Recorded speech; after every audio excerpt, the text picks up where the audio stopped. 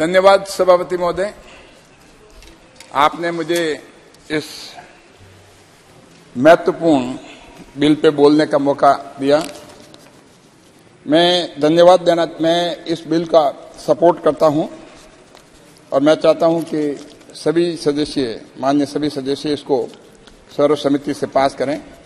मैं धन्यवाद देता हूं माननीय मेघवाल साहब को कि इस बिल को आप लेकर आए और इसमें दो एस्पेक्ट जो सभापति महोदय बहुत इंपोर्टेंट, प्रैक्टिशनर एक्ट जो है वो 1870 उसके सारे ऑलमोस्ट प्रोविजन जो हैं वो एडवोकेट एक्ट में ले लिए गए हैं और एडवोकेट एक्ट के द्वारा ही गवर्न होते हैं।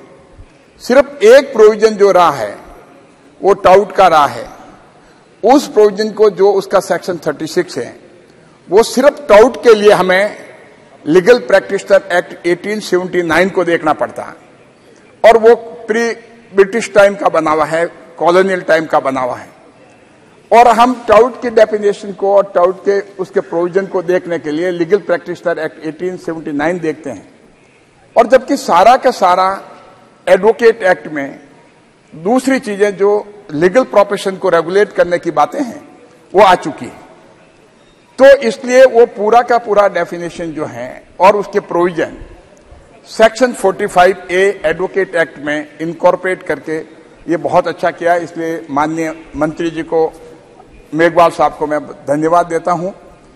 और आप, क्योंकि जब भी वो प्रोविजन जब इसमें इनकॉर्पोरेट हो जाएगा और ये लागू हो जाएगा, उसी समय जो एक कॉलोनियल एरा का जो लॉ है, जो लीगल प्रैक्टिशनर एक्ट 1879 है, वो लॉ खत्म हो जाएगा, वो रिपील हो जाएगा। इसका भी प्रोविजन इसके साथ में दिया है। और दूसरा एस्पेक्ट जो है इसका टाउट का है। आप देखिए लीगल प्रोफेशन में ये बहुत बड़ा स्टिग्मा है। हम दूसरे जो बिजनेसेस हैं उसमें ये दलाल हो सकते हैं, लेकिन लीगल प्रोफेशन जहां है उसमें दलाल का कोई परिभाषा, कोई जगह नहीं है।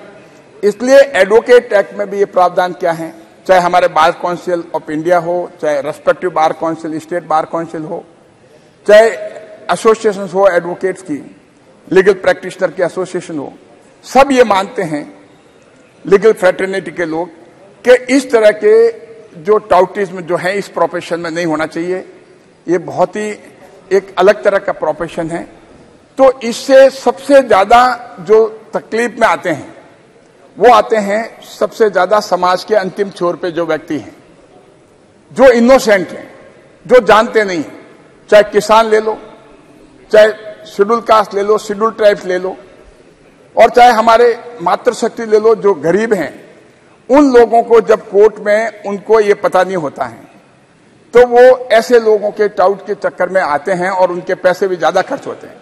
आप एक तरफ देखेंगे, चाहे कॉरपोरेट हो, चाहे बड़े बड़े बिजनेस हो, चाहे बड़े लोग, पढ़े लिखे लोग हों, या वो लोग जो हैं वो आइडेंटिफाई कर लेते हैं कि कौन से लॉयर को करना, कौन से लॉयर को नहीं करना, तो उनको वो परेशानी नहीं आती है। लेकिन इसमें जो सबसे बड़ी जो अगर टाउट हैं तो सबसे बड़ी परेशानी आती है वो गरीबों को आती है। तो ये बहुत बड़ा कदम मोदी सरकार के द्वारा लिया गया और मैं धन्यवाद देता हूं पुणे मेघवाल जी को कि आपने इस तरह की डेफिनेशन जो एडवोकेट एक्ट 1961 में ला करके, जो कि इंडिपेंडेंस के बाद में ये एक्ट पास हुआ और कॉलोनियल टाइप के कानून को खत्म करके पूरा का पूरा रिपील करके इसमें लाए, जिससे कि कम से कम ईज ऑफ डूइंग बिजनेस और ईज ऑफ लिविंग का जो है प्रधानमंत्री जी का जो विजन है वो विजन भी फुलफिल होता है। और सबसे बड़ी बात है कि गरीबों के साथ जो अन्याय हो रहा था लगातार, क्योंकि लीगल प्रोफेशन में सबसे बड़ी तकलीफ है। आप देखेंगे कि कहीं से भी गांव से सबसे ज्यादा विक्टिम जो होता है वो गांव का व्यक्ति होता है, इनोसेंट होता है, कमजोर होता है, गरीब होता है। वो जब अगर शहर में आता है या कहीं शहर से अपने किसी वकील को करता है तो उसको मिसगाइड किया जाता है। तो इस मिसगाइड को रोकने के लिए बेसिकली इसका अगर मेन स्पिरिट और ऑब्जेक्ट है तो उसको ऐसे लोग उसको मिसगाइड नहीं करें, जिससे कि एक ऐसे वकील के पास ले जाएं जो कि वो लीगल प्रैक्टिशनर इतना साउंड नहीं हो, लेकिन उसके पैसे जो वकील ले जाएगा और वकील के दोनों के पैसे उनके बढ़ते हैं, और उसके जो भार जो पड़ता है उस गरीब पे पड़ता है। तो ये कानून जो लेकर आया है उन गरीबों को राहत देने के लिए लेकर आए हैं। और इस तरह से वो जब अब इसमें हम देखें 3 व्यक्ति इन्वॉल्व हैं। एक आप देखेंगे लिटिगेंट, जो लिटिगेंट इसमें सबसे ज्यादा वो होता है जो इनोसेंट है और पुअर है। और दूसरा होता है वो पर्सन एनी पर्सन एडवोकेट भी हो सकता है और अदर देन एडवोकेट भी हो सकता है। वो जो है दूसरे जिसको एडवोकेट एंगेज करते हैं उसके एवज में उसके लिए वो अपनी दलाली लेता है और वो दलाली का भार जो है उस पे गरीब पे पड़ता है। लेकिन भार भी नहीं पड़ता है, उसके साथ साथ दूसरा जो है उसको क्वालिटी लॉयर भी नहीं मिलता है। उसकी वजह से उसको नुकसान भी होता है। जब उसको सर्विसेज प्रॉपर जो मिलनी चाहिए लीगल प्रोफेशन में वो सर्विसेज नहीं मिलने की वजह से उसको नुकसान होता है। और इस वजह से ऐसे लोगों को आइडेंटिफाई करना बहुत जरूरी है। अब जहां तक आइडेंटिफाई की बात है, अब आप देखेंगे कि जो एक इनोसेंट है, एक पुअर पर्सन है, वो अपना वो एडवोकेट करता है उस दलाल के माध्यम से, उसको ये पता नहीं होता है कि ये दलाल है या मेरी मदद कर रहा है। और वो उसको जाकर करके उसके एवज में उसको पैसे देता है और रिटर्न देता है, उसको कंसिडरेशन देता है उस दलाल को। तो एक तो ये पता होना चाहिए कि आइडेंटिफाई करने के लिए। और इसमें कंप्लेनेंट जो है बेसिकली जिसने कंसिडरेशन दिया और जिसने लिया वो तो एग्रीड हो नहीं सकते। सिर्फ और सिर्फ एग्रीड जो होता है वो इनोसेंट होता है और उसको ये नॉलेज नहीं है कि इसके खिलाफ कंप्लेंट भी हो सकती है। उसको ये पता नहीं है कि ऐसे लोगों को जो उनकी लिस्ट भी पब्लिश होगी या उनके खिलाफ कार्रवाई भी हो सकती है। तो इस तरह से इस तरह के लोग जो हैं, जैसे मेरे पूर्व ऑनरेबल मेंबर ऑफ पार्लियामेंट ने ये भी बताया कि यहाँ पर हाई कोर्ट और सबऑर्डिनेट कोर्ट्स में लिया है, लेकिन सुप्रीम कोर्ट में भी होता है। अगर ऐसे ये लोग सुप्रीम कोर्ट में भी हो सकते हैं, घूमते सारी जगह घूमते हैं। तो कोई भी प्रश्न हो, चाहे सुप्रीम कोर्ट हो, चाहे हाई कोर्ट्स हो, चाहे सेशन कोर्ट हो, चाहे डिस्ट्रिक्ट कोर्ट हो, चाहे रेवेन्यू कोर्ट्स हो और चाहे ट्रिब्यूनल हो। इसमें हालांकि ट्रिब्यूनल की कहीं यूज नहीं किया है उसमें वर्ड, लेकिन मेरा मानना है कि किसी तरह के कोर्ट हो। और उसके साथ कोर्ट भी नहीं, उसके अलावा ये लोग रेलवे स्टेशन पे मिलेंगे, ये लोग बस स्टैंड पे भी होंगे, ये पब्लिक जहां प्लेसेज हैं वहां पर भी उन लोगों को देखते हैं।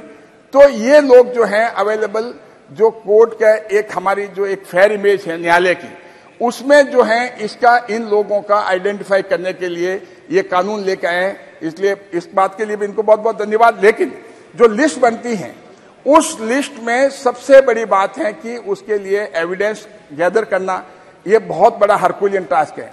तो मैं माननीय मंत्री जी से निवेदन करूंगा, जो इस एक्ट के तहत में रूल बने उस रूल में एम्पल प्रोविजन ऐसे हों जिसमें इन लोगों को आइडेंटिफाई कैसे किया जाए। क्योंकि एविडेंस जो है जब तक वो इनोसेंट व्यक्ति वो एग्रीड, सिर्फ और सिर्फ इसमें एग्रीड वही होगा, क्योंकि ना तो दलाल एग्रीड होगा और ना ही वो एडवोकेट जिसको ये उससे कंसिडरेशन लिया जाएगा वो एग्रीड है। तो उसमें उसको बचाने के लिए उस इनोसेंट की हेल्प हम कैसे कर सकते हैं, वो हम इसको एक्ट को प्रॉपर इंप्लीमेंट करने के लिए उसमें रूल किस तरह के फ्रेम करें। तो इस तरह से रूल का इंटेंट एंड ऑब्जेक्ट ये होना चाहिए कि उस इनोसेंट व्यक्ति को हम किस तरह से हेल्प कर सकें, जिस तरह से ऐसे लोगों को आइडेंटिफाई करके उन लोगों की लिस्ट जो है वह पब्लिश हो। अब लिस्ट पब्लिश होने के बाद में कॉन्सिक्वेंशियल इफेक्ट क्या है? कॉन्सिक्वेंशियल इफेक्ट 2 है। एक इफेक्ट है उसको उस पंचिंग से, उस न्यायालय से वो उपस्थित नहीं रह सकता, उसके अंदर वो नहीं रहेगा तो बाहर ऑपरेट करेगा कहीं न कहीं। तो ये उसके साथ में दूसरा जो कॉन्सिक्वेंशियल इफेक्ट है उसको पनिशमेंट का है, उसके 500 रुपीज पेनल्टीज का है। और इम्प्रिजनमेंट जो है वो बहुत कम इम्प्रिजनमेंट है, उसमें जो है हम इस क्राइम को रोक नहीं सकते। और आज की तारीख में 500 उससे हम लेकर के उससे बहुत कम अमाउंट ये है। और दूसरा जो पनिशेबल इम्प्रिजमेंट विच में एक्सटेंड टू 3 months और विद फाइन और बोथ।